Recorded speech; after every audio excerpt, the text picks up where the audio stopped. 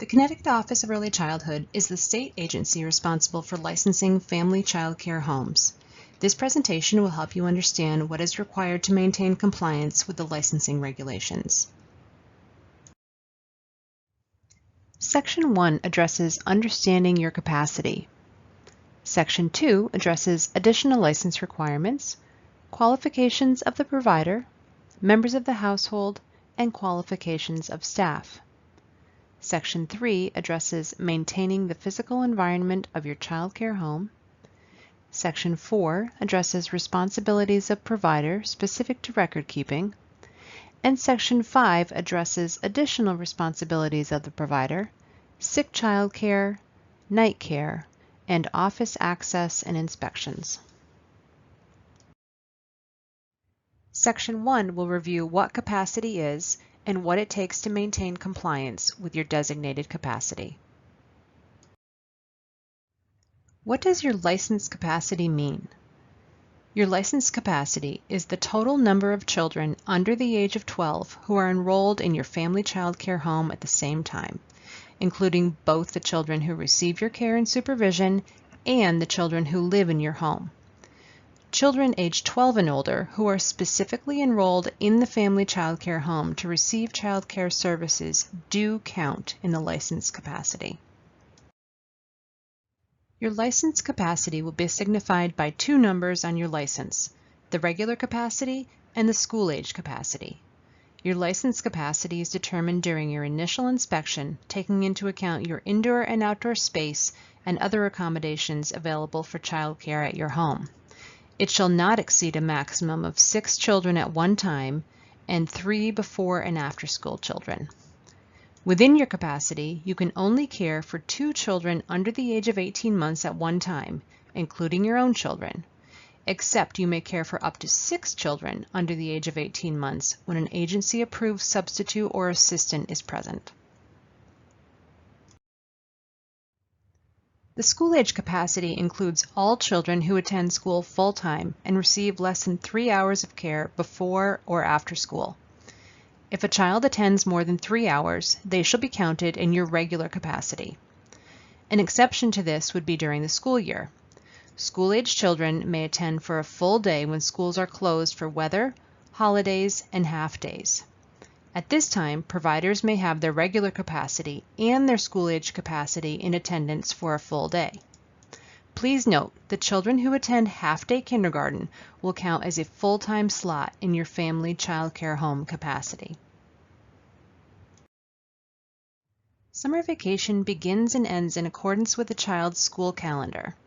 During the summer, only the regular capacity applies when school is out. If you have school-age children in attendance, they will count in your regular capacity. However, your own school-age children will not count in your regular capacity during summer vacation.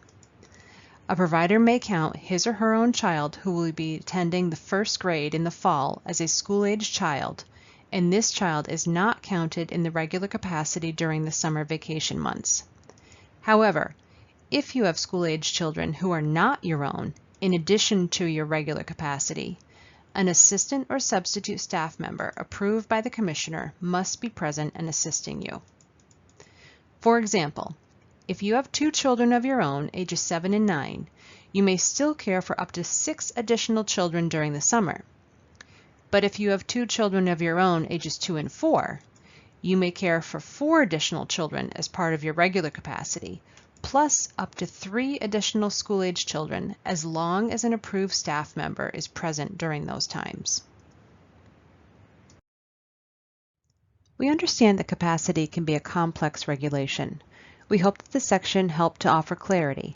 However, if you still have further questions, you may refer to either the statutes and regulations or call our help desk to speak with a licensing specialist. Section 2 will address some additional licensing requirements, qualifications of provider, members of household, and qualifications of staff. In this section, we will address some but not all of the requirements. So remember, it is your responsibility to read and understand all of the regulations. Be proud of your license and be sure that it is posted in a location visible to parents, and use your license number when advertising your program. The license is the property of the agency and shall be returned upon termination of your program. Your license is only valid for the address as listed on the license and cannot be transferred to any other person. The agency's phone number is listed on your license and should be made available to any enrolled family. Providers and substitutes are required to allow agency staff to inspect all parts of the licensed premise at any time during customary business hours and allow access to child care records. There are certain circumstances which require you to provide written notification of change to the agency. Any change which alters or affects your original license when issued should be reported to the agency within 5 working days. Such changes may include, but are not limited to, change of address, renovations, construction or expansion of the facility, installation of a swimming pool, change of customary business hours, the addition of new household members, criminal convictions, Department of Children and Families investigations of you, your staff, or household members, or changes in your health status or that of household members and staff that may affect the provision of child care services. As a licensed provider, it is your responsibility to read and understand the family child care regulations. You may want to check the news section of our website regularly for important licensing updates. In addition to being familiar with licensing updates, you are required to maintain on-site a current adult medical statement that attests to your physical, emotional, and mental stability. This shall be updated every 3 years. You are also required to maintain on-site valid first aid and CPR certification. A list of acceptable courses can be found on the OEC website. For both first aid and CPR, the certification shall be based on a hands-on demonstration. This hands-on demonstration may be remote or in person or a combination of both. CPR certification must also be appropriate for the ages of the children served at the family child care home. Verification of such certification shall be kept on file at the family child care home. As a licensed provider, you are responsible for ensuring that the household environment fosters the health, growth, and development of children. The regulations require that you maintain specific documentation on your household members. An adult medical statement is required for any household member 18 years of age or older. So remember this when you have a child turning 18 or add new adult household members. A health assessment record is required to be maintained on site for all household children. The records for infants, toddlers, and preschoolers must be updated annually. For school-age children, these records must be updated according to the schedule required by the public school system. Remember that these records must be available to agency staff during an inspection. During the application process, you were required to submit background checks for state, FBI, and DCF clearances on all household members 18 years of age or older. When your own children turn 18, or if you add new household members that are age 18 or older, you are required to submit background checks for them. Please visit the website listed here to complete the background check forms online and schedule your digital fingerprint appointment. As a family child care provider, you may wish to utilize agency-approved staff. For example, an additional staff member is required anytime more than 2 children under the age of 18 months are present. An assistant is an adult 18 years of age or older who meets all of the qualifications of a licensed child care provider, except that they are not required to complete a first aid and CPR course. An assistant, however, can only assist with childcare when the provider is present.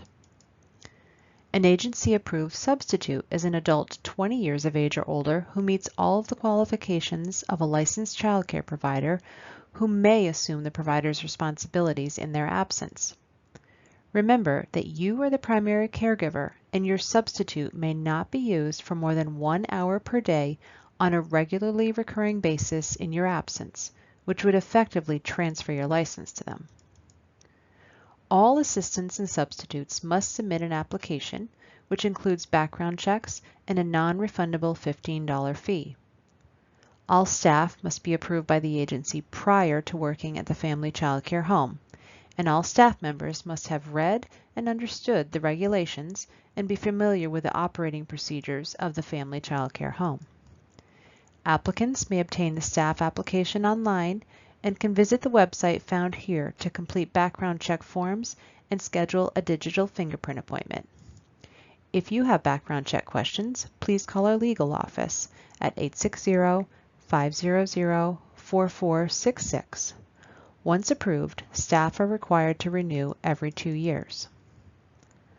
All licensed providers are required to identify an emergency caregiver who is 20 years of age or older, can arrive within 15 minutes, and is available during your customary business hours. This person shall be used to provide child care only for unscheduled, unforeseen emergencies. This individual is not approved by the agency and should only be used for the purpose of contacting parents to make pickup arrangements for the children present. We hope that this section was helpful. If you still have further questions, you may refer to either the statutes and regulations or call our help desk to speak with a licensing specialist. Section 3. Maintaining the physical environment. This section will address some, but not all of the requirements for keeping your family child care home safe.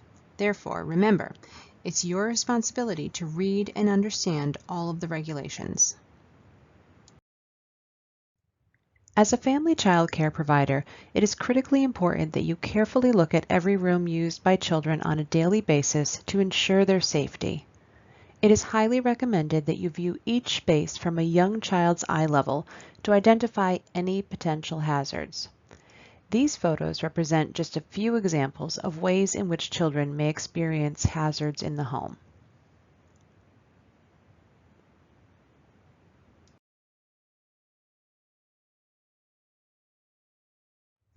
The regulations require you to have a clean and sanitary home that is free from hazards and poisonous substances. For example, all household cleaners, sharp items, and anything else that may present a danger must be kept out of reach of children. Electrical cords and appliances shall be in good repair, shall not hang within the reach of children, and electrical outlets that are accessible to children must be protected. All stairways used by children, both indoors and outdoors, shall have a sturdy handrail and be kept free from obstructions. There should not be areas through which a child could fall. There shall be a gate or other structure in place that may be hung, drawn, or lowered at the entry of stairways accessible to children to prevent falls. Gates are not required to be in place at stairway entries if only school-age children are in care. While interaction with household pets can be a fun and engaging part of your program, you are responsible for protecting the health and safety of children from any pets and other animals kept on the property. The regulations require that a current rabies certificate is kept on file for all dogs and cats. All animal waste shall be kept inaccessible to children. Each room used for childcare must have 2 remotely located, safe, and clear exits.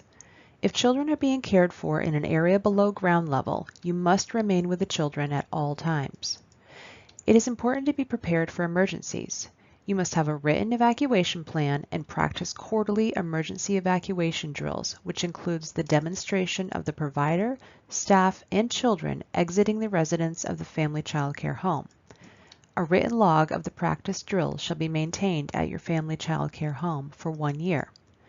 Please remember that if you have agency-approved staff, they should be familiar with this plan and their responsibilities. You should also have easily available adequate first aid supplies and information about medical emergencies and appropriate first aid procedures. Each level of the home must have at least 1 working smoke detector, including basements and walk-up attics. Remember, a smoke detector located in the basement should be installed at basement level, not at the top of the stairwell. If your home uses combustible fuel, you will need at least 1 operable carbon monoxide detector on each occupied level of the home. A 5-pound operable ABC fire extinguisher shall be easily accessible in the child care area and mounted no higher than 5 feet from ground level. If you install a new heating system or auxiliary heating device, such as a wood stove, pellet stove, or gas fireplace, you must notify the agency and submit documentation that verifies it has been approved and inspected for safety. No heating system or device shall pose a hazard to children. You must have a working telephone. Either a landline or a cell phone is acceptable. Emergency phone numbers, including fire, ambulance, police, or 911, parent contacts, emergency caregivers, and poison control shall be in an area where family child care services are provided and that is readily accessible and known to you and your staff. For the safety and comfort of the children in your care, your home must maintain a minimum temperature of 65 degrees Fahrenheit. In addition, you must ensure for adequate lighting, and when the temperature exceeds 80 degrees Fahrenheit, you must provide children with additional fluids and increased ventilation.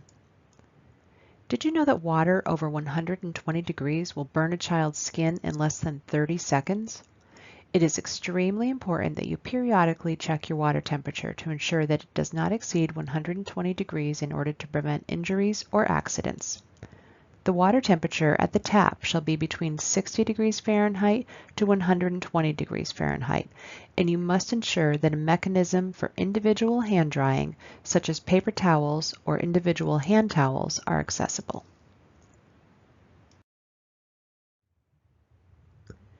As a family child care provider, it is critically important that you carefully look at outdoor space used by children on a daily basis to ensure their safety.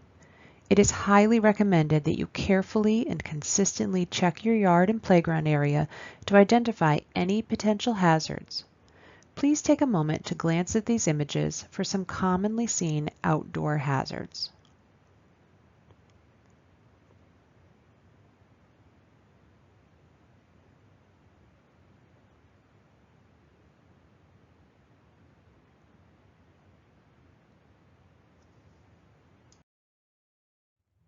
Your outdoor play space must be protected year-round from traffic, bodies of water, gullies, and other hazards by barriers in a manner safe for children. If you have a swimming pool or any other body of water, such as a pond, stream, wetlands, or seasonal drainage at or near your home, you must have a sturdy 4-foot fence or barrier to totally bar access to the water by children. All entries and exits shall have self-closing, self-latching devices or locks. When an outside wall of the facility that serves as one side of the fence or barrier to the body of water has a doorway, that doorway must remain locked. Locks shall be operable with a key, combination, or other similar unlocking mechanism that prevents unauthorized persons from obtaining access. Decorative ponds, fish ponds, and other bodies of water that do not have a fence or barrier shall be completely covered with a child-proofing grate or other barrier to prevent access to children. Shallow wading pools that are not fenced must be emptied after each use. You should also be sure to eliminate any standing water in or around your home that could pose a drowning risk, such as in a mop bucket or other container. No child in care shall be permitted in a hot tub, spa, or sauna. Hot tubs, spas, and saunas shall be locked and inaccessible to children. All outdoor play equipment shall be used in accordance with manufacturer's guidelines and shall be maintained in good repair. Did you know that most drownings happen in fresh water, often in home swimming pools? Most children drown within just a few feet of safety and in the presence of a supervising adult. While it is permissible to have weapons in a family child care home, you are required to protect children from guns, ammunition, and other weapons. If you have weapons in your home, make sure they are stored unloaded in a locked storage area known to you. Ammunition must be stored in a separate locked location. We hope that this section was helpful. If you still have further questions, you may refer to either the statutes and regulations noted here or call our help desk to speak with a licensing specialist. Section 4, Responsibilities of Provider. This section will address specific record-keeping requirements. As a licensed provider, it is your responsibility to maintain your family child care home in compliance with all of the regulations. Good record keeping is essential. It is your choice how you wish to organize your records. However, some providers opt to use separate folders or binders for each enrolled child. Regardless of how you choose to organize them, these records must be complete and on file prior to a child's start date. You must have on file an enrollment form for each child in your care. This form includes important information such as the child's name, date of birth, date of enrollment, the days and hours the child is in care, and parent contact information. The emergency permission form includes information such as the names of individuals other than the parents that the child may be released to, people to call in an emergency if the child's parents cannot be reached, the child's physician and dentist, as well as a medical facility to transport the child to in case of emergency. Also included on the permission form is consent for the provider to transport children as part of the child care program or any activity away from the family child care home, including the days and times. If you are responsible for getting children to and from school, you must have documentation for transportation, bus pickup and drop-off locations, and supervision to be provided during transitioning. Always remember, when taking children in your vehicle, you must follow all Connecticut motor vehicle laws, including proper car seat and seatbelt use in accordance with the child's age and weight, a current driver's license, and have your vehicle properly registered and insured. A copy of these forms must be taken with you whenever transporting the children in your care. These forms shall be kept on file for 1 year after the child leaves your program. Finally, if swimming is part of your child care program, you must have written permission from the parent allowing their child to participate. The permission form shall indicate the type of water activities and any instructions from the parent to ensure the child's safety. Such water activities may include use of wading pools, swimming pools, and local community pools, ponds, or lakes. A health assessment record is required to be maintained on-site for all enrolled children, including your own and any relatives. The records for infants, toddlers, and preschoolers must be updated annually. For school-age children, these records must be updated according to the schedule required by the public school system. When you receive a child's health record, it's important to review it for completeness. There should be a statement about the child's general health and information about any medical or emotional illnesses that could pose a risk to other children in care or affect their ability to safely participate in your program, along with information on any known allergies or disabilities and ongoing medications. The immunization record must include the month, day, and year of each required immunization. If a child is in progress with immunizations or has a medical exemption, this must be properly documented by the medical provider and kept on file with the child's health record. On April 28, 2021, a new law was signed which eliminated the religious exemption from immunization requirements for children attending licensed child care facilities. For most children, this means that in order to attend a licensed child care program, they must receive, as age appropriate, certain immunizations. If a child enrolled in your program claims a religious exemption from immunization requirements, please refer to the question and answer document posted on the OEC website that explains who may continue to be exempt from immunization requirements after April 28, 2021, or call the help desk to speak with a licensing specialist.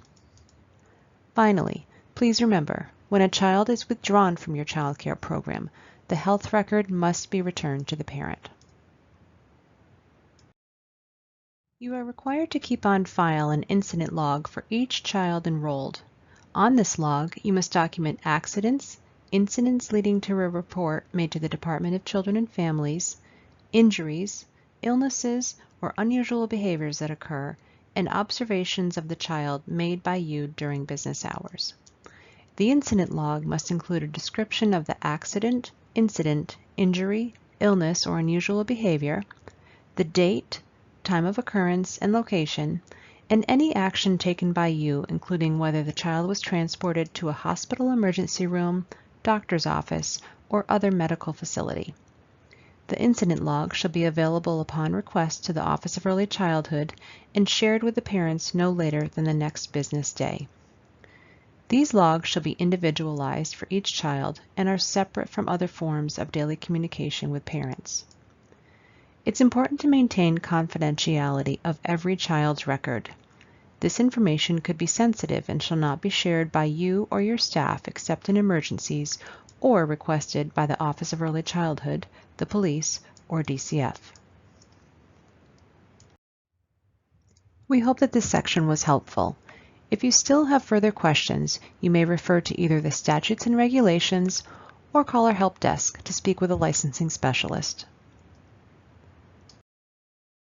Section 5, Responsibilities of Provider. This section will address some, but not all of the responsibilities of a licensed family child care provider. Please remember, it is your responsibility to read and understand all of the regulations. Being well prepared each day will ensure that you are meeting the needs of the children in your care. You must develop and implement a written schedule. Your daily schedule should be flexible and balanced and include free play, nutritious meals and snacks, and a time for rest. You should have a variety of age-appropriate indoor and outdoor equipment that will suit the developmental levels and interests of the children in care. It is important that you have an understanding of the needs of children with disabilities or special health care needs in your family child care home. You must have a written individual plan of care in place for each child with disabilities or special health care needs, including but not limited to children with allergies, special dietary needs, dental problems, hearing or visual impairments, chronic illness, developmental variations, or a history of contagious disease who require special care be taken or provided while the child is at the family child care home. This plan must be based on the recommendations of the child's primary health care provider, developed with the child's parent, implemented and updated as necessary to meet the child's changing needs. The plan must include appropriate care of the child in the event of a medical or other emergency, and must be signed by you, the child's parents, and any approved staff members responsible for the care of the child. Your program should also offer an environment which is supportive and respectful of children and families whose culture may be different than your own. Meals and snacks should be prepared and stored in a safe and sanitary manner, and there should always be drinking water available for the children. Some providers choose to participate in federal food programs that offer subsidies and assist them in providing healthy food choices. When planning for rest time, be sure you have a crib, bed, cot, mat, or other provision which is comfortable, clean, safe, and allows for minimal disturbance for each child. Caring for infants takes special planning and knowledge about how they grow and develop. Infants should be nurtured and need to be held for bottle feedings and at other times throughout the day. You should provide adequate, safe space for tummy time, crawling, and toddling. They should also have your immediate and individualized attention. Communicating with infants through talking, singing, and movement are essential in helping infants reach their developmental milestones. Hugging, holding, and cuddling infants and children are expressions of wholesome love. It's important to have safe and sanitary equipment for changing an infant's diaper. Many infectious diseases can be prevented by practicing good cleaning and disinfecting procedures. Infant diapers shall be changed frequently for comfort. The non-porous surface on which diapers are changed must be cleaned and disinfected after every change. Diapers should be disposed of in a sanitary manner and out of reach of children. Remember to wash both your hands and the child's hands with soap and water after each diaper change. If you choose to use cribs to nap infants, it's important to be aware of the current safety standards. If you have a crib built prior to June 28, 2011, it most likely is not safe for use, and you must confirm compliance with the United States Consumer Product Safety Commission crib standards. Please refer to the regulations for a description of the documentation required to demonstrate crib compliance, and remember to keep copies of any manufacturer's documentation on file. Safe sleep practices for infants are clearly specified in the regulations and are consistent with national standards. These include placing infants to sleep on their backs, using only crib mattresses that are snug-fitting and covered by tightly fitted sheets, placing no items in the crib except a pacifier without attachments, removing bibs and garments with ties or hooks when placing infants to sleep, not attaching toys or objects to cribs, and not allowing infants to remain asleep in car seats, swings, or other places not specifically designed for infant sleeping. When infants can easily turn from back to front, they must still be put down to sleep on their backs, but they may adopt whatever position they prefer for sleep. Swaddling of infants is prohibited unless there are documented instructions and timeframes from a physician, physician assistant, or advanced practice registered nurse that permit swaddling. It is also important to remember that infants must be physically observed while sleeping at least every 15 minutes to assess the infant's breathing, color, temperature, and comfort. You must ensure that no child under 3 years of age has access to teething necklaces, bracelets, or other jewelry that could present a choking or strangulation hazard. Finally, you must post in a conspicuous place in your home the requirements of the regulations regarding sleep arrangements for infants, and ensure you've discussed them with parents prior to enrollment. A sample policy can be found on our website. Supervision is basic to safety and the prevention of injury. As a child care provider, you are responsible for supervising the children at all times while they are in your care, indoors, outdoors, and on field trips. Supervision means guiding the children's behaviors and activities to ensure that they are healthy, safe, and well cared for. In order for this to work effectively, you must always be able to hear or see the children and be able to provide immediate attention. This means you must be either indoors or outdoors with all children in care unless an approved staff member is present to provide supervision.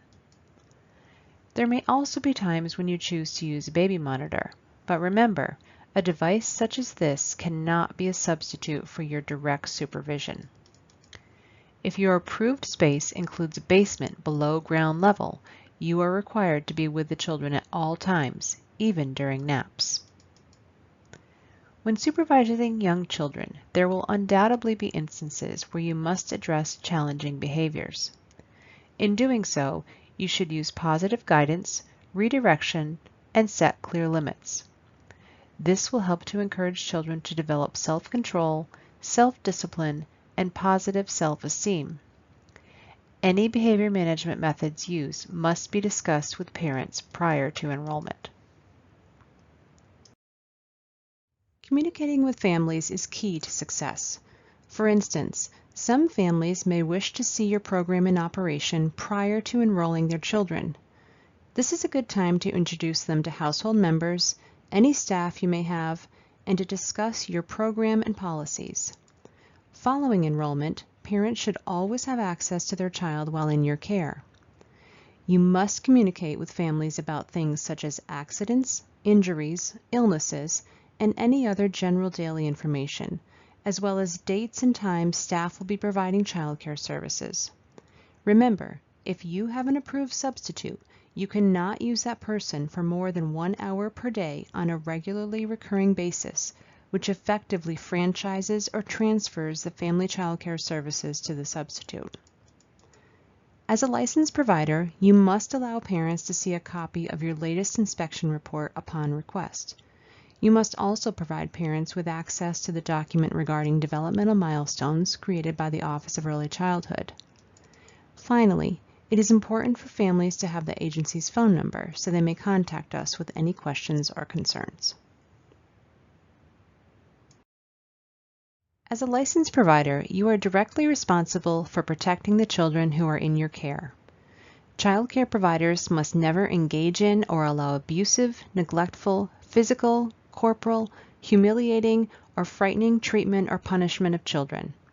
This includes, but is not limited to, spanking, slapping, pinching, shaking, or striking children, and you must never tie or bind children nor restrain children. You must never engage in or allow anyone else to engage in sexual activity of any kind with the children. As a licensed provider, you are by law a mandated reporter and are required to report any suspected child abuse or neglect or the imminent risk of serious harm of any child to the Department of Children and Families or your local law enforcement. You must make an oral report within 12 hours and follow up in writing on the DCF 136 form within 48 hours. The Department of Children and Families hosts a free training for caregivers that will help you understand your responsibilities as a mandated reporter. A link to this information is provided here and is also available on our webpage. In the unlikely event that a child is injured while receiving family child care services, which results in a diagnosed fracture, second or third degree burn, concussion, the child being admitted to the hospital, or the child's death, you are required to notify the Office of Early Childhood no later than the next business day. However, if a child is treated but not admitted to the hospital, you are not required to contact us. When developing your program policies, it is important to be clear with parents about when children can and cannot attend. It is okay to care for a currently enrolled, mildly ill child if the child does not have a fever exceeding 101 degrees and does not have more than one episode of diarrhea or vomiting or an undiagnosed skin rash. No child shall be accepted for sick child care on a drop-in basis. In order to help prevent the spread of illness throughout your program, you should practice standard precautions such as frequent hand washing, use of disposable gloves, proper disinfecting, and safe food handling. In the event there is a contagious illness within your program or household, you are required to notify all parents. If a child in your care requires medication, please note that there are specific regulations that you must follow. If you choose to administer over-the-counter or prescription medications, you must be properly trained and maintain compliance with the regulations pertaining to the administration of medications. Family child care providers are not required to administer medications, and you are permitted to apply topical, non-prescription, non-steroid ointments without additional training. Some licensed providers opt to extend their program hours to serve non-traditional work schedules. The statute defines night care as child care provided for 1 or more hours between the hours of 10 p.m. and 5 a.m. If you choose to provide night care, each child must have their own bed, appropriate to their age, with individual clean bedding. A cot is not considered a bed. If the child is 6 years of age or older, they must not share a room with any adult, nor with another child of the opposite sex, unless the children are siblings and the provider maintains at the family child care home written parent permission consenting to such sleep arrangement. For children younger than 3 years of age, the bed or crib must be on the same floor as the provider. Make sure that all children have appropriate and comfortable sleepwear and are located in a quiet part of your home.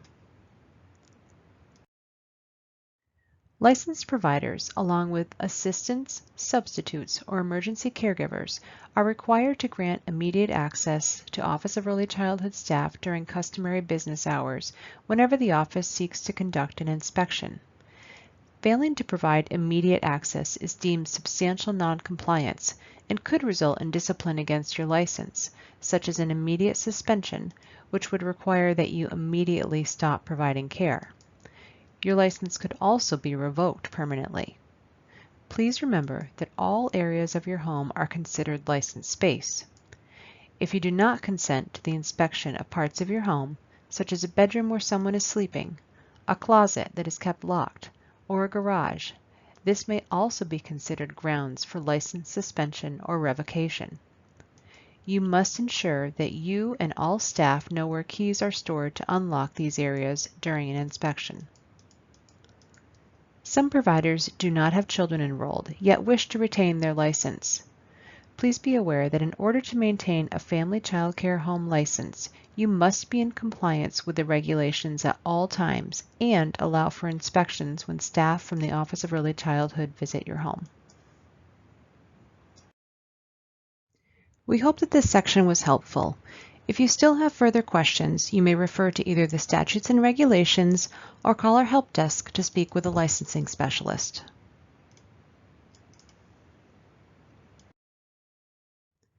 Child care is rewarding for both caring adults and the children who depend on them. The Office of Early Childhood looks forward to working with you to ensure children feel safe and happy while in your care, away from their homes. Maintaining compliance with the regulations for family child care homes sets the groundwork for success.